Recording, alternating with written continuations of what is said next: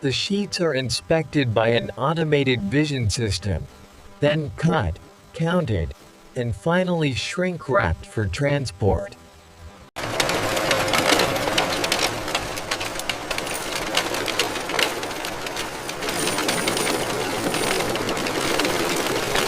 The process begins with raw fibers mixed into pulp, which is then formed into sheets and embedded with security threads before reaching the high-speed presses.